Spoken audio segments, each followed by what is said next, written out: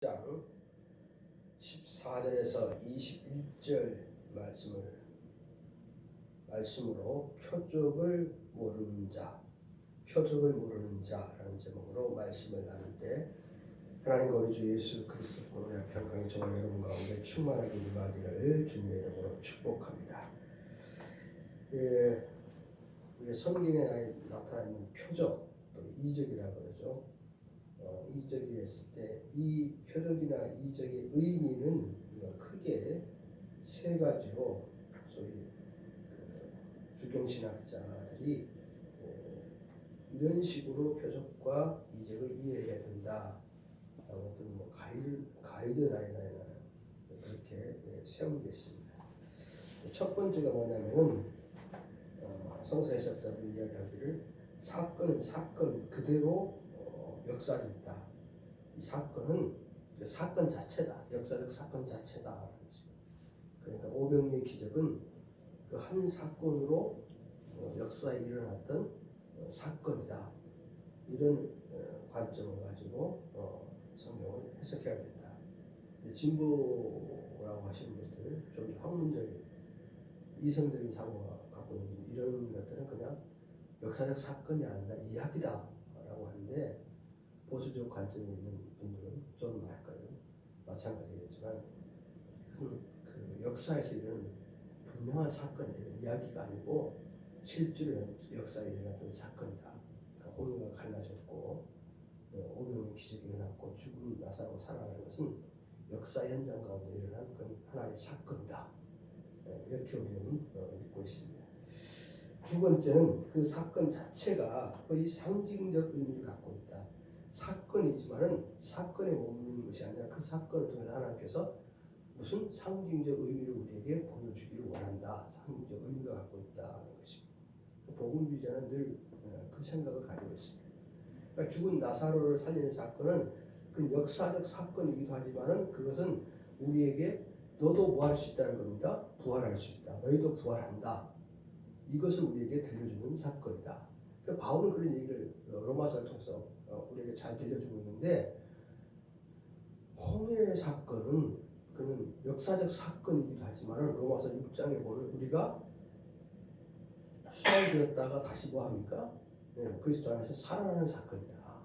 로마서 6장은 우리가 죄된 우리는 그냥 홍해 물에 빠졌듯이 죽고 완전히 물에 잠기고, 또 거기서 우리는 다시 어떻게 됩니까? 그리스도 안에 새로 거듭나서 새로 태어난다. 이 홍해 사건은 그런 역사적 상징적 의미가 있다. 이렇게 우리에게 들려주는 것을 볼 수가 있습니다. 그건 성경이 우리에게 그렇게 해석을, 표적을 이해할 때 그렇게 성경을 이렇게 이해해라 라고 우리에게 가이드라인이죠. 어떻게 보면 그렇게 가르쳐 주는 것을 볼 수가 있습니다.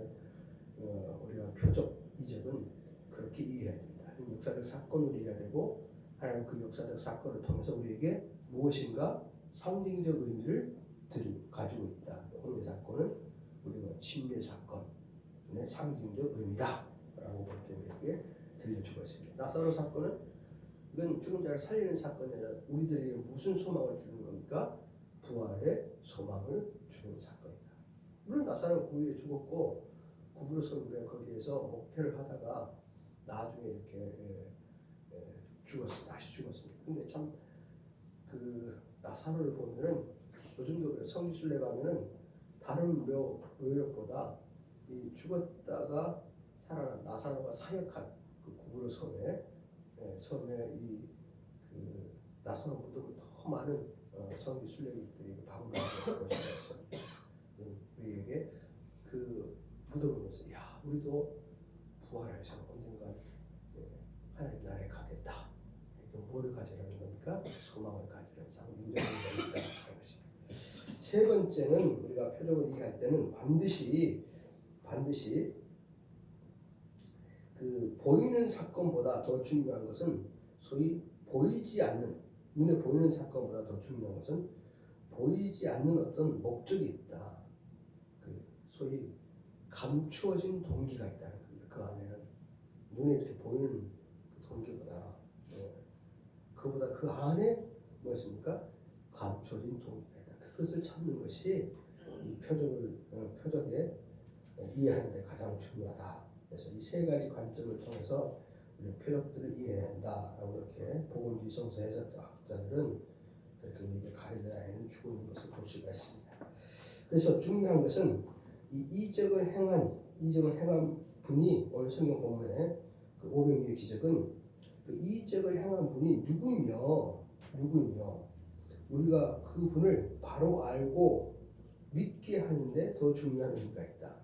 오병이의 기적의 사건은 물고기 2마리 보리떡 5개로 5,000명을 먹이는 그게 더 중요한 것이 아니라, 그것도 물론 중요하지만 그 안에 상징적 의미가 있지, 역사적 사건이고 상징적 의미가 있지만 이 사건을 통해서 뭐를 가르치려는 것이냐, 그것은 그 사건을 일으키는 누구를 가르치려는 겁니까?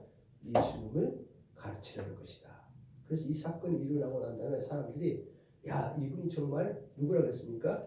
메시아다, 오실 메시아다, 이렇게 이야기하고 있는 것을 들을 수가 있습니다. 그래서 요한복음 6장 14절에 보면 세상에 오실 그 뭐라고 했습니까? 선지자다.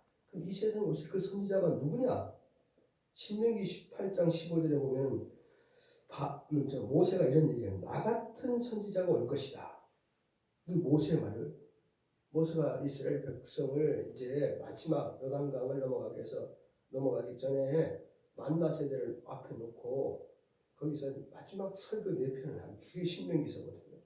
근데 그 신명기서 설교에 모세가 그런 얘기를 합니다. 너희가 나 같은 선지자가 나같이 너희들을 애굽에서 건져내서 가나안 땅으로 들어가게 할 나 같은 선지자가 이후에 너희 가운데, 너희 역사 가운데 오실 것이다. 이렇게 예언하는 것을 우리가 신명기 18장 15절을 통해서 들을 수가 있습니다. 이때서부터 이스라엘 사람들은 소위 이스라엘의 메시아를 대망하게 됩니다. 메시아. 야, 우리가 힘들고 어려울 때마다 늘 이스라엘 사람들은 그 메시아를 기다렸어요. 그래서 모세와 같은 분, 다윗과 같은 분, 유대 나라를 다시 회복시킬 메시아를 늘 그들, 지금도 그 오실 메시아를 생각하고 있습니다. 오실 메시아를. 야, 모세가 그때 우리에게 말했던 것처럼, 신명기서에 말했던 것 같은 모세 같은 메시아가 우리 가운데 올 것이다. 그래서 지금도 유대인들이 무슨 생각을 하고 있냐면은 그런 정치적인 메시아, 모세처럼 한 민족을 위한, 우리 민족을 위한 메시아, 이스라엘 민족을 위한, 이스라엘 민족 애굽에서 건져냈듯이 우리를 건져낼 그 메시아가 올 것이다. 로마 시대 때는 이런 메시아를 아주 갈망했죠. 최고조로 갈망하는 그런 모습들을 볼 수가 있습니다. 또는 근데 이 메시아는 십자가가 없는 메시아예요. 십자가가 없는, 고난과 아픔이. 분명히 이사야 53장에는 십자가 있는 메시아를 생각하는데 유대인들은 지금도 십자가 없는 메시아를 기르고 있는 것을 볼 수가 있습니다. 그리고 이 메시아는 혁명을 일으킬 메시아, 완전히 혁명을 일으키죠. 근데 우리 주님께서는 이제 다시 오실 때는 그런 그 대망 메시아, 우리가 종말론에 다시 우리 가운데 재림해서 오실 분들은 이런 메시아, 구름 타고 오실 분, 완전 땅을 다 악을 제거하고 하나님 나라를 도래할 그 메시아. 우리는 종말에 다시 오실 그런 메시아를 기다리죠. 그런데 그 메시아는 이사야 53장처럼 과거에 뭐를 받았던 메시아니까 철저히 고난받는 종. 그래서 유대인들이 갖고 있는 메시아 대망, 그걸 지금 소위 요한복음 6장 14절을 통해서 우리에게 이 사건을 통해서 이분이 바로 누구라는 겁니까? 그 메시아다, 오실 메시아다라는 것을 우리에게 들려주고 있는 것을 볼 수가 있습니다. 그게 이 본문의 이 표적 사건을 이야기하는 가장 중요한 요소 중에 하나입니다. 더불어서 오늘 그 메시아가 우리에게 던지는 아주 중요한 메시지가 2가지 있습니다. 그 첫 번째는 이 메시아가 오셨는데, 이 메시아, 왕으로 오신 메시아가 오셨는데 이분이 기적을 일으키신 다음에 홀로 산에 가서 밤새 기도하는 모습을 15절을 통해서 볼 수가 있습니다. 와, 이 메시아입니다. 당연히 우리가 왕으로 삼겠습니다. 그랬는데 그분은 어디로 가십니까? 그냥 산으로 올라가서 홀로 기도, 밤새. 이 모습을 보면서 사람들은 욕을 먹으면 억울하고 그리고 자기 인생 가운데 막 실패하고 이랬을 때 그때서야 기도합니다. 그런데 우리 주님은 전혀 다른 기도의 모습을 보이죠. 어떻게 보면 인간적으로 아주 정점에 이른 정상의 시간, 정점에 이른 시간대, 출세했을 때, 영광을 누릴 때 이분은 기도하러 들어갑니다. 사람들이 좀 다 뭐라 그랬습니까? 당신이 오신 메시아입니다. 당신이 왕이 되어 주실 그 정점의 시간에 홀로 기도하러 가십니다. 사실은요, 우리가 이런 주님의 모습을 닮아야 돼요. 정점의 시간이 정말 위험한 시간. 이게 시험의 시간이에요. 저도 그런 기도를 이렇게 막 들뜨면 사람이 기도를 안 해요. 누가 막 박수 치면 박수 칠 때 떠나는 그 말이 참 맞는 말 같아요. 그때 조용히 하나님 전전 앞으로 가야 돼요. 우리는 예수의 이 모습, 오신 메시아의 이 모습을 통해서 그래, 우리 인간의 정점의 시간에 하나님을 찾는다, 기도해야 된다. 여호수아가 말입니다. 여호수아가 이제는 31 왕을 다 처벌했어요. 다 폐위시켰어요. 그 자기가 왕이 될 시간이에요. 근데 그 정점의 시간에 자기는 거룩한 하나님의 시민으로 살아가겠습니다. 그 고백을 하고 땅을 분배해버립니다. 자기가 그렇게 막 피를, 자기 동족과 자기 피를 흘려가면서 모든 쟁취한 땅을 분배시켜버려요. 그리고 나와 내 집은 오직 여호와만 섬기겠습니다. 그래서 여호수아서 24년 정말 기가 막혀요. 근데 그러한 정점의 시간에 기도하러 들어갈 수 있는, 하나님 찾을 수 있는 그거는요 정말 쉽지 않아요. 이거는 영성생활에 뒷받침되지 않으면요 이루어질 수 없는, 정점에 올라가는 것은 쉬워요. 사실 하나님 한번 은혜 주시면은 그렇게 올라가요. 막 옛날에 은사 받아서 막 불같이 막 분이 인도하신 분들도 보면은 한순간에 은혜는 촥 올라가시더라고요. 근데 그 정점의 순간을 관리를 못 하시더라고요. 영성생활이 뒷받침되지 않아요. 그러니까 어느 순간에 2단으로 가든지 3단으로 가든지 이상한 모습으로 그냥 목회가 망가지는 모습들이 봐요. 그런데 그건 목사님들뿐 아니라요, 평신도들도 마찬가지예요. 근데 정말 중요해서, 그래서 우리의 성공은 영성생활이 뒷받침돼야 돼요. 오늘 주님 모습을 통해서 우리 그런 모습을 봅니다. 정말 주님은, 우리 주님께서 말입니다, 사역을 시작할 때 40일 동안 금식하셨어요. 제자를 세우실 때도 밤새 사역을 두고도 새벽 이른 아침에 기도하셨어요. 오늘 정점의 시간에 홀로 산으로 가서 기도하십니다. 그분이 철저한 영성생활이 그 밑 안에, 예수님 영성생활 밑 안에 받쳐진 거예요. 우리 믿음의 주 온전히 되신 예수를 바라보는 사람들인데, 우리도 성공보다 더 중요한 것은 영적 생활이 받쳐져야 될 줄을 믿습니다. 영적 생활이 받쳐져요. 그래야지만이 정상의 시간에 사단에게 넘어가지 않고 세상에 미혹당하지 않고 그때 홀로 하나님 앞에 갈 수 있는 거예요. 내가 하나님의 시민으로 사는 것이 더 좋습니다. 그리고 그 왕자를 버릴 수 있는 거예요. 오늘 주님은 본문을 통해서 그런 모습을 볼 수가 있습니다. 인기가 절정일 때 올라갔습니다. 무릎을 꿇었습니다. 예수님께서는 칭찬을 듣고 인기가 절정에 이르렀을 때 기도하셨습니다. 사실 이때가 가장 시험에 빠지기 쉽고 위험한 그런 시간입니다. 그렇기 때문에 칭찬 듣고 영광을 누릴 그때 우리는 무릎을 꿇어야 합니다. 마가복음 6장 40절 홀로 산에 올라가서 기도하시는 주의 모습을 볼 수가 있습니다. 두 번째는 16절에서 또 19절 말씀은 제자들이 아주 무서워하는 모습을 보고, 불과 몇 시간 전에 날이 저물었으니까 지금 500명의 기적이 이렇게 점심 먹고 난 다음에 배불러서 주의 그 말씀을 듣고 나서 시간이 얼마 안 지났어요. 한 뭐 두세 시간 지났을라나. 예? 한 오후 한 3, 4시에 집회가 끝났다면은 저물었으니까 5시, 6시 됐을 거 아니에요? 그럼 두세 시간이잖아요. 두세 시간. 예. 주님은 산에 올라가서 기도하시고 두세 시간 지난 다음에 제자들이 배를 타고 이제 갈릴리 이쪽에서 서편에서 동편으로 쭉 움직여가는 모습을 볼 수가 있습니다. 두세 시간 뒤에 5천 명을 본 놀라운 기적을 경험했는데 그 주님께서 지금 함께 하시기 위해서 무리를 걸어오시는데 제자들이 풍랑 때문에 죽을까 하고 두려워하는 모습을 볼 수가 있습니다. 이야, 이 풍랑이 우리를 삼키려나. 지금 주님이 걸어오시는데 조금 전에 오병이의 기적을 일으키셨던 그분이 두세 시간 전에 이렇게 그분이 지금 걸어오시는데 제자들은 뭐 하고 있습니까? 무서워했습니다.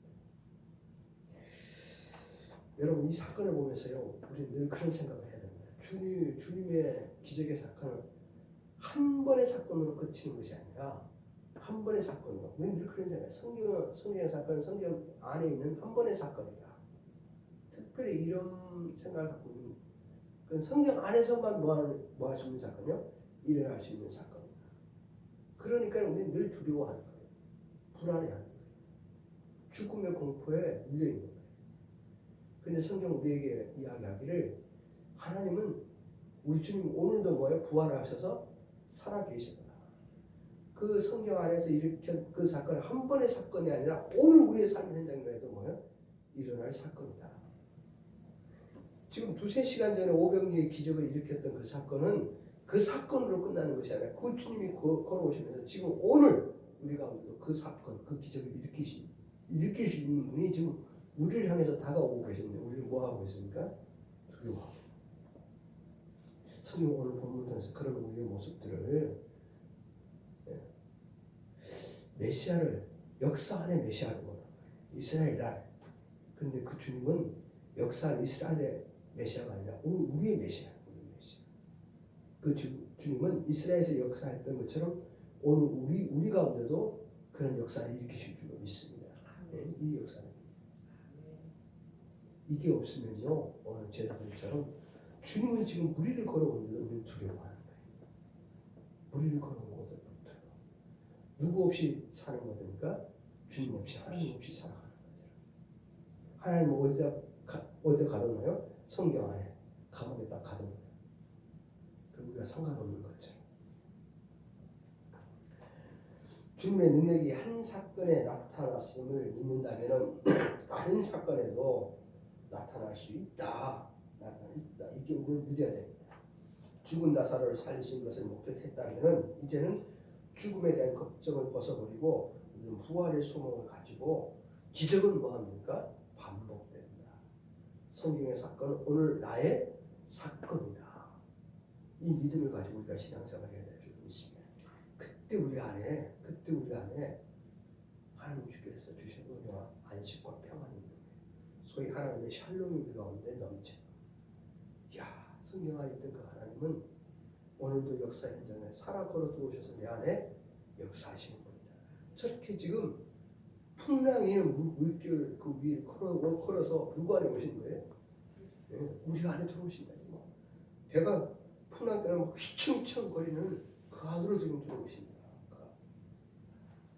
우리는 파선의 위기 때, 환난과 고통 때 우리는 하나님의 사랑을 의심하지 말아야 됩니다. 의심하면은 오늘 제자처럼 그렇게 되는 거예요. 우리는 하나님이 함께 하신다는 그런 말씀을 의심하지 말아요. 오늘도 하나님이 함께 하신다. 그 고백 속에서 있어야 돼요. 하나님의 구원하심을 의심하지 말아요. 출애굽기 14장 13절 14절 하나님이 어떻게 우리를 구원하셨는가? 너 그거 절대로 잊지 마라. 그런 주의 은혜가 있기를 주님의 이름으로 축복합니다. 아멘. 기도의 응답을 의심하지 말고 늘 기도하시는 주의 은혜가 저와 여러분 가운데 주어지기를 주님의 이름으로 축복합니다. 그래서 요한복음 16장 33절에는 세상에서 너희가 환난을 당하라 담대하라 내가 세상을 이기었노라. 이 새벽에 여러분 마음과 제 마음속에 이 음성이 들려지기를 주님의 이름으로 축복합니다. 세상에서 너희가 환난을 당하라 담대하라. 내가 풍랑을 이겼다. 내가 배고픔을 이겼다. 내가 병듦을 이겼다. 내가 죽음을 이겼다. 이 고백이, 이 기도가 여러분과 저의 이 새벽의 기도가 되어지기를 주님의 이름으로 축복합니다. 기도하시겠습니다. 주님, 우리 생사